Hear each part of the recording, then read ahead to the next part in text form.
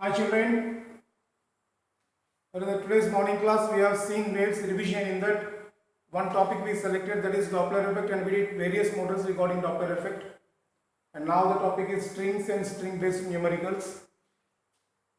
Generally in competitive examination, either from strings or from Doppler effect, one question is coming every time. Sometimes from both the topics also questions are coming.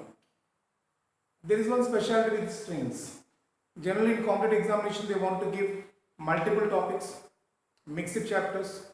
That is possible with strings with fluid mechanics, strings with thermodynamics. In that way we can mix. Though the formulas appear to be simple, but we got variety of numericals. So let us have a review on the formulas first. So whenever a transverse wave has been generated in a string, the speed of the transverse wave is given by v equal to root over t by mu. Speed of the transverse wave is given by v equal to square root of t by mu, where t is the tension measured in newtons and mu is linear density, that is mass per unit length, kilogram per meter. So this is a simple formula we are going to use in strings for the speed of transverse wave. V equal to square root of t by mu. T is tension and mu is linear density. I can express mu as mass by length. In the place of mass I can give volume into density. If A is the area of cross section and L is the length of the string, A into L gives you volume. Volume into rho stands for density. So volume into density here gives you mass, because density is mass by volume. So mass equal to volume into density by L. So L gets cancelled, leaving you A rho. So in the place of mu we can also write A rho, where A stands for area of cross section and rho stands for density. Then velocity of transverse wave is also given as root over t by A rho. Some numericals are connected with this and some numericals are connected with this. So what is the speed of transverse wave in a string? V equal to square root of t by mu. T stands for tension and mu stands for linear density or mass per unit length. So mostly we use this in the formula for modes of vibration. When a string is plucked at the middle, a transverse stationary waves are produced, and this is the way in which it oscillates. So here it is node, here also it is node, here it is antinode. Already we know what are nodes and antinodes. The distance between two nodes is given as lambda by 2. If L is the length of the string, L equal to lambda by 2. This type of vibration we call it as a fundamental frequency, the minimum possible frequency. This mode of vibration we call it as fundamental mode, minimum possible frequency. Under these conditions we cannot have lesser than this frequency. So n equal to the frequency of vibration, n equal to v by lambda. So v formula we know root over t by mu, so 1 by 2l. How we got 1 by 2l? Lambda equal to 2l, so 1 by 2l root over t by mu. T stands for tension, mu stands for linear density, and L is the length of the string, and n is the frequency of vibration. What we call this fundamental frequency, the minimum possible frequency, we call it as fundamental frequency. We can also call fundamental as in terms of harmonics, it is called first harmonic. First harmonic or fundamental frequency formula is 1 by 2l root over t by mu, remember. So when a string is made to vibrate, this is the fundamental frequency we are going to get.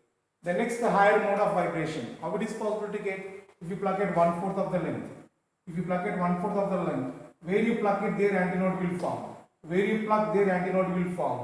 So in this way, it is vibrating with two segments. This is called one segment or loop. This is called second segment or second loop. So we can call it as loops or segments. So it is vibrating with two segments. And this mode of vibration we call it as second harmonic, because n1 is, if n1 is the frequency of vibration, so n1 is v by lambda. Here L equal to lambda, because lambda by 2 plus lambda by 2, L equal to lambda. So we can write n equal to n1 equal to v by lambda. So 1 by L root over t by mu. But everything we want to express in terms of fundamental frequency. There we got 1 by 2L root over t by mu. So 2 by 2L root over t by mu, we can call it as 2 times fundamental frequency. Since it is 2 times the fundamental frequency, we call it as second harmonic. Second harmonic, and also called first overtone. The next higher frequency, then fundamental, we call it as overtone. It is called first overtone. So what is the frequency for first overtone? 2 times 1 by L, 1 by 2L root over T by mu, or 2 times fundamental frequency. In terms of harmonics, it is the multiples of fundamental frequency, so it is second harmonic. In terms of overtone, the next higher frequency after fundamental frequency is called as overtones, and this is called first overtone. Up here understood? How to write first overtone? 2 by 2L root over T by mu. 2 times fundamental frequency is called the first overtone. So in general, if string vibrates with P segments, instead of remembering like this, if the string vibrates with P segments, this one is called one segment. Here it is 2 segments. If the string vibrates with P segments, then frequency of vibration you can call it as P by 2L root over T by mu. P by 2L root over T by mu. Same as C can see. If it is one segment, it is 1 by 2L, 2 segments 2 by 2L. So what we call this? Since it is P times fundamental frequency, we call it as Pth harmonic, and or P minus 1 overtone, because 1 lesser, P minus 1 overtone. And to get this, you have to plug it L by 2 P. This is important. If you plug it L by 2, half of the length, you get one segment. L by 4, 2 segments. And then if you can plug it L by 2 P, where P is the number of segments, you can have this vibration with P segments. And the wavelength is 2L by P.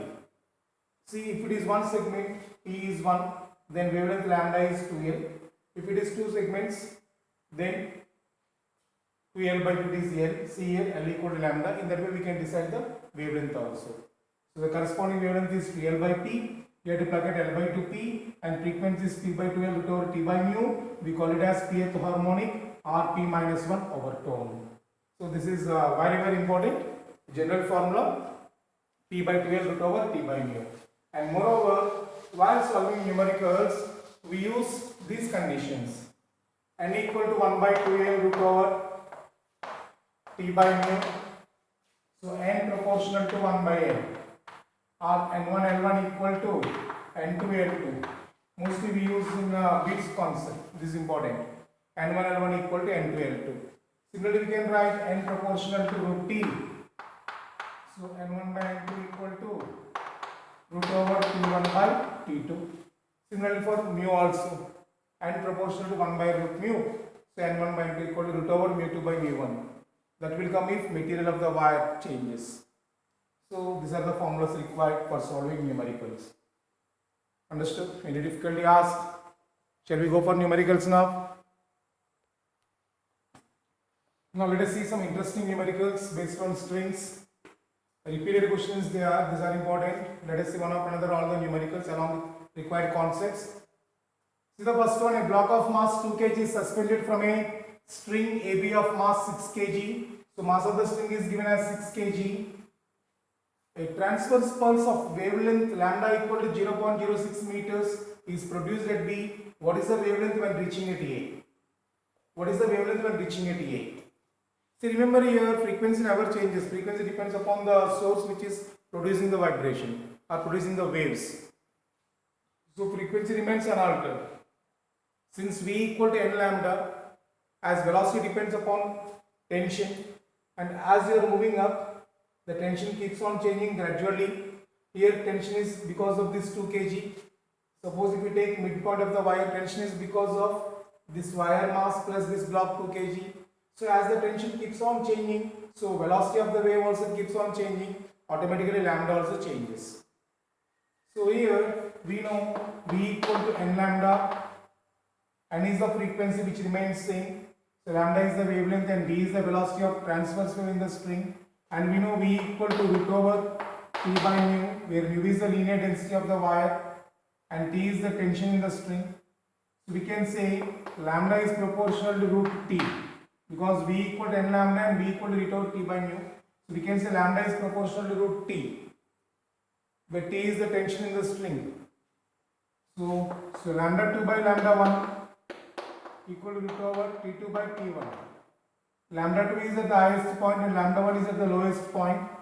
Similarly, T2 is the tension at when it is at the highest point and T1 is the tension at lowest point. So lambda 2 by lambda 1 is given as 0.06 equal to root over T2 is, this mass is 2 kg plus this mass is 6 kg, so 6 plus 2 into g by at, and T1 is at point B, mass is only 2 kg here, 2 into g. I think you can solve it now. How much are you going to get? We get 2. So lambda 2 is 0.06 into 2, 0.12 meters. This is the way to calculate. Remember here, frequency remains unaltered and velocity keeps on changing because tension keeps on changing. Automatically wavelength also gets changes. So whatever wavelength here you are given and what the wavelength here it is reached getting different. Here you are given 0.06 meter, but here you got 0.12 meter. Understood? Do you know why it is lambda is proportional to root T? Coming to the next numerical. This is also one of the very important numerical. A uniform rope of mass 0.1 kg. So mass of the rope is given as 0.1 kg and length 2.5 meters hangs from a ceiling. Then find speed of transverse wave in the rope at a distance 0.5 meters from the lower end and the time taken to travel full length of the rope. So coming to this here, mass of the string, we can't neglect it because it was given as 0.1 kg. Mass of the string to be considered and it is suspended vertically. So as you are moving up along the rope, tension only same tension keeps on changing. If we see here, tension is because of this hanging part. If we see here, tension is because of this hanging part. So as you are moving up along the rope, tension keeps on changing. What is the length of the rope? Let it be L. Let L be the length of the rope. And I want to find velocity at a distance x from the free end, from the lower end of the rope. At a distance x, I want to find the velocity. I know the formula for velocity of a transverse wave in a string. V equal to root over T by mu. V equal to root over T by mu. Mu is mass per unit length, linear density which remains constant. But T here, T is varying. So how to calculate T here? At this point tension is because of this hanging part. So we can write this, how to write weight of this? So we can write T equal to mu into, what is mu? Mass per unit length into x. What this gives? Mass of the hanging part having length x into g. So that is tension. So I can write velocity as root over T by mu equal to root mu xg by mu. This comes to be as root xg. So now I can give velocity at any point in life. Here is asking at 0.5 meters. Want to give here 0.5 meters. Take g as 10 meter per second square. So what is the velocity at 0.5 meters? Root over 0.5 into 10. It is root 5 meter per second. Root 5 meter per second. Approximately 2.2. This is a way to calculate velocity. At any point you can calculate velocity like this. Root over xg. But it is also asking time taken to travel full length of the rope. So as the velocity keeps on changing, so we can't use direct formula. We have to go for integration. And while going for integration, we know what is the technique. First of all, take a small element and then integrate with proper limits. So let us imagine for traveling to a small distance dx, it has taken time dt. For traveling to a small distance dx above x, it has taken time dt. Dx is such a small value, we can assume almost velocity remains constant. What is the velocity at this point? Root xg. We can take it as velocity remaining constant because dx is infinitesimally small. So how to write velocity then? Velocity equal to dx by dt. Dx by dt. But what is velocity given here? Root xg equal to dx by dt. So dt equal to dx by root xg. So upon integration, and by keeping proper limits. What are the limits? 0 to L. So can't you solve this? So 1 by root g is common. So take it out. It won't be changing. Integral of x power minus 1 by 2 dx 0 to L. X power minus 1 by 2 dx 0 to L. So how much are you going to get? 1 by root g into minus 2 plus 1 by minus 2 plus 1. X power 1 by 2 by 1 by 2. This comes out to be 2 by root g into root L equal to 2 times root over L by g.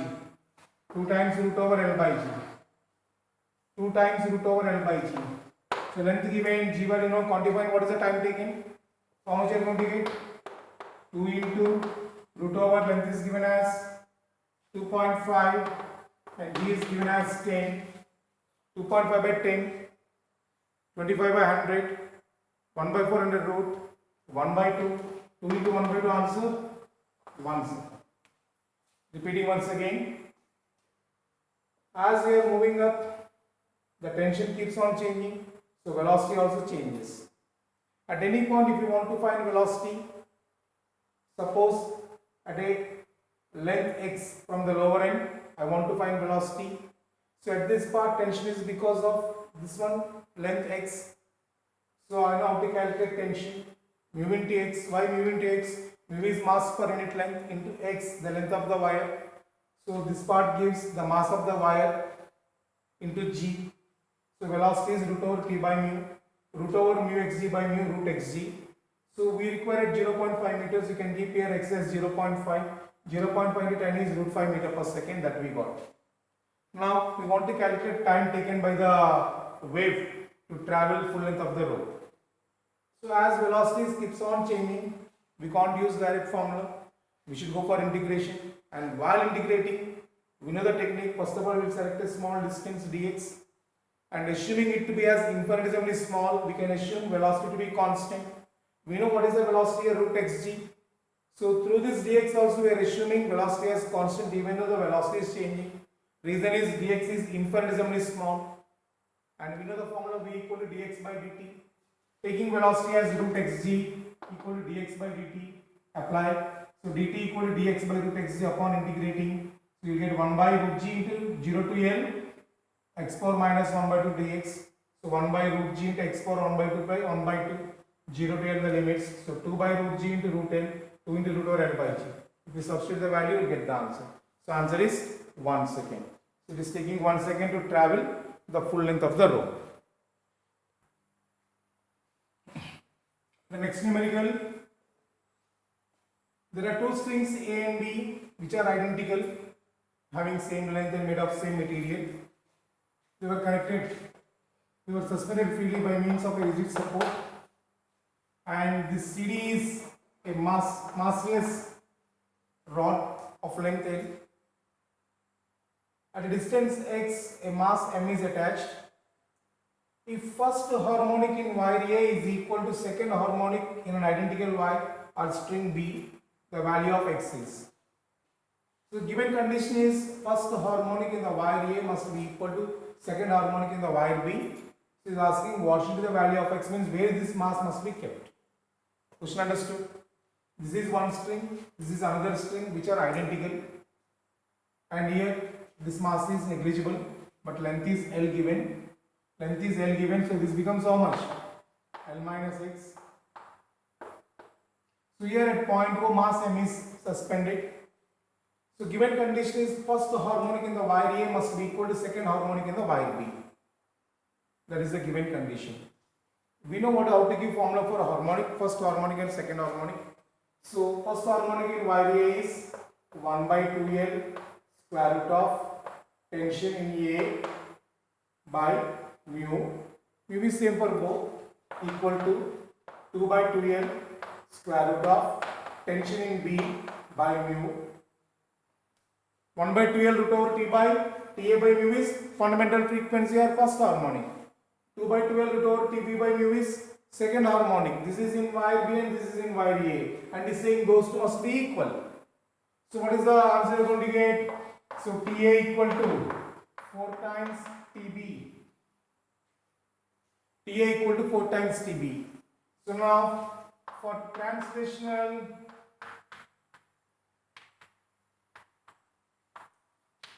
equilibrium, sum of upward forces must be equal to sum of downward forces, so that net force must be 0. So here upward force tension is TA here upward force tension is TB here. This CD, this rod is not having any mass, even though it is having mass, it is neglected. So but mass M to be considered. So downward force is mg and upward force is TA and TB. So for translational equilibrium, TA plus TB must be equal to mg.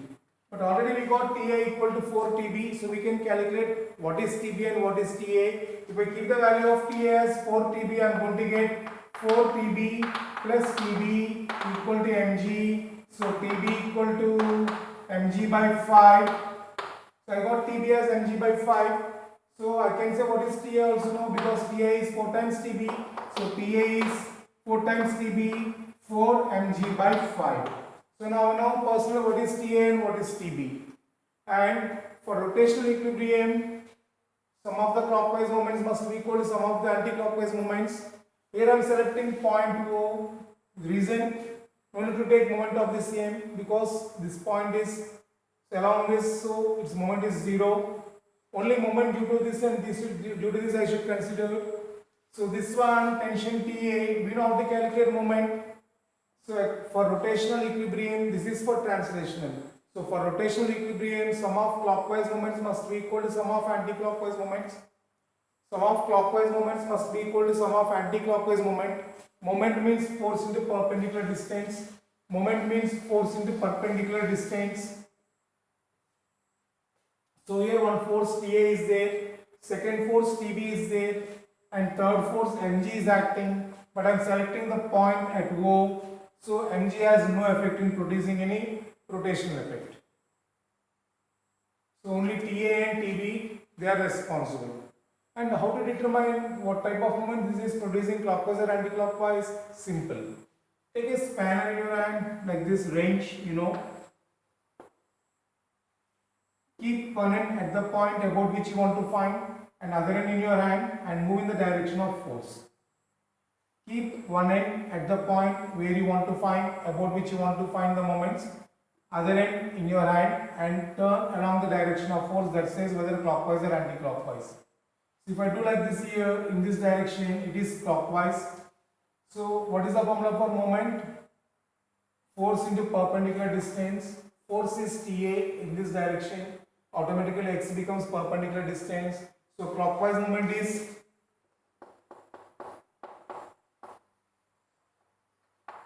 equal to TA into x. And whereas TB, if you keep wrench here and other end here, and if you move along this is in anti-clockwise direction, and anti-clockwise moment is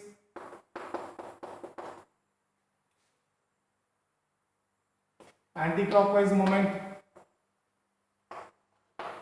equal to TB into L minus x. Why L minus x? Because distance is L minus x. But for rotational equilibrium, sum of clockwise moments must be equal to sum of anti-clockwise moments. So TA into x must be equal to TB into L minus x. But already we know what is TA and TB. If we substitute the values, here you will get 4x equal to, here mg by 5 gets cancelled, L minus x. So x equal to L by 5. This is the way to calculate. Repeating once again, let TA be the tension in the string A and TB be the tension in the string B, and weight mg is acting downwards.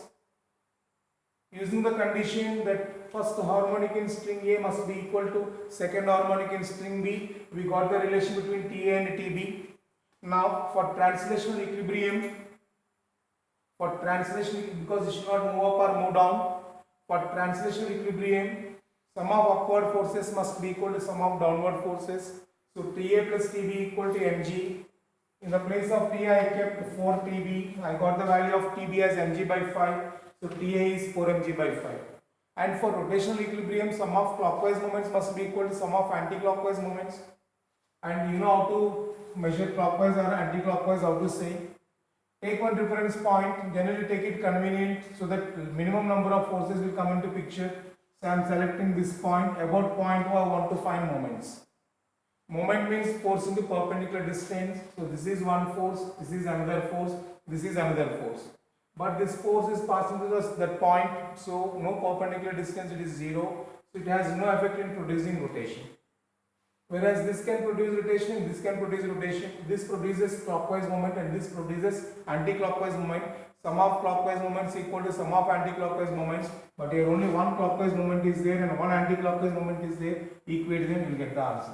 So finally we got x equal to L by 5. That means you have to keep the mass m at a distance L by 5 from C so that first harmonic in string A is equal to second harmonic in string B. This is an interesting numerical which connects these waves and fluid mechanics. An object of specific gravity rho is hung from a thin steel wire. So there is an object of specific gravity rho is hung from a thin steel wire. So this is the object. The fundamental frequency for transverse standing wave in this wire is 300 Hz. The object is immersed in water so that 1/2 of its volume is submerged. What is the new fundamental frequency? So now it is immersed such that 1/2 of it is submerged in water.